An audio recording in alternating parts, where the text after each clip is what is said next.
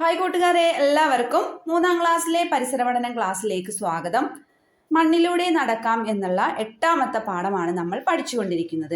അപ്പോൾ നമ്മുടെ വീഡിയോ ആദ്യമായിട്ട് കാണുന്ന കൂട്ടുകാരുണ്ടെങ്കിൽ ചാനലൊന്ന് സബ്സ്ക്രൈബ് ചെയ്യുക, ലൈക്ക് ചെയ്യുക, ഷെയർ ചെയ്യുക. ഈ വീഡിയോയിൽ ഇംഗ്ലീഷ് മീഡിയവും മലയാളം മീഡിയവും ഉൾപ്പെടുത്തിയിട്ടുണ്ട്. ഇനി ഇന്നത്തെ ക്ലാസ്സിൽ എന്തൊക്കെ പ്രവർത്തനങ്ങളാണ് തന്നിട്ടുള്ളതെന്ന് നോക്കാം. Today's activities. മണ്ണൊലിപ്പ് തടയാം. മണ്ണൊലിപ്പ് കൊണ്ടുള്ള ദോഷങ്ങൾ എന്തൊക്കെയാണ്?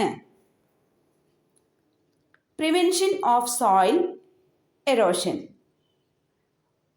What are the harmful effects of soil erosion?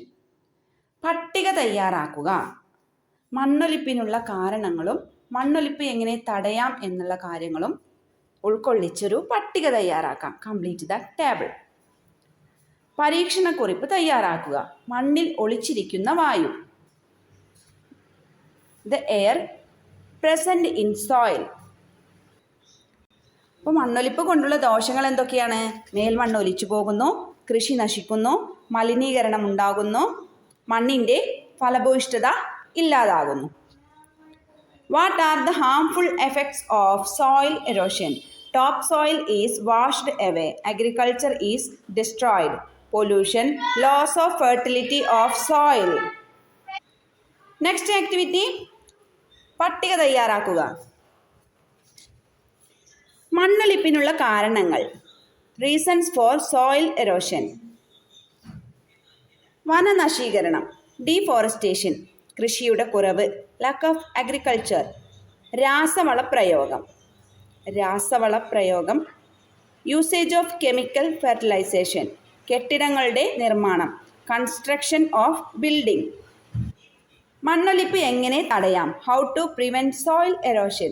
മരങ്ങളും പുല്ലുകളും വെച്ചുപിടിപ്പിക്കുക. Plant trees and grass. കുന്നിൻ പ്രദേശങ്ങൾ തട്ടുകളാക്കി കൃഷി ചെയ്യുക. Cut hills slopes in to different levels. ജൈവ വളപ്രയോഗം. Use bio fertiliser. പരീക്ഷണക്കുറിപ്പ് തയ്യാറാക്കുക. മണ്ണിൽ ഒളിച്ചിരിക്കുന്ന വായു. ഗ്ലാസ്സിൽ പകുതി ഭാഗം വെള്ളം നിറക്കുക. ഉണങ്ങിയ 1-2 മൺകട്ടകൾ ഗ്ലാസ്സിലെ വെള്ളത്തിലേക്കിടുക. കുമിളകൾ ഉയർന്നു പൊങ്ങുന്നത് കാണുന്നില്ലേ? ഈ കുമിളകൾ എവിടെ നിന്ന് വന്നു? പരീക്ഷണക്കുറിപ്പ് പരിസര പുസ്തകത്തിൽ എഴുതണേ. മൺകട്ടയിലും വായുവിൻ്റെ സാന്നിധ്യമുണ്ട്. മൺകട്ട വെള്ളത്തിൽ വീഴുമ്പോൾ അതിലേക്ക് ജലം അരിച്ചിറങ്ങുന്നു. അപ്പോൾ മൺകട്ടയിലെ വായുവിനെ സ്ഥിതി ചെയ്യാൻ സ്ഥലമില്ലാതെ വരുന്നു. വായു കുമിളകളായി പുറത്തേക്ക് വരുന്നു. അപ്പോൾ നമ്മുടെ പരീക്ഷണം എന്താണ്? മണ്ണിൽ വായു അടങ്ങിയിട്ടുണ്ടോ എന്ന് കണ്ടെത്തലാണ്. ഇതിന് വേണ്ടിയിട്ടുള്ള സാമഗ്രികൾ എന്തൊക്കെയാണ്? ഗ്ലാസ്, വെള്ളം, മൺകട്ട. ഇനി പ്രവർത്തന രീതി. ഗ്ലാസ്സിൽ പകുതി ഭാഗം വെള്ളം നിറക്കുക. ഉണങ്ങിയ 1-2 മൺകട്ടകൾ ഗ്ലാസ്സിലെ വെള്ളത്തിലേക്കിടുക. നിരീക്ഷണം എന്താണ്? മുകളിലേക്ക് കുമിളകൾ ഉയർന്നു വരുന്നു. നിഗമനം, മണ്ണിൽ വായു അടങ്ങിയിട്ടുണ്ട്. The air present in soil. Air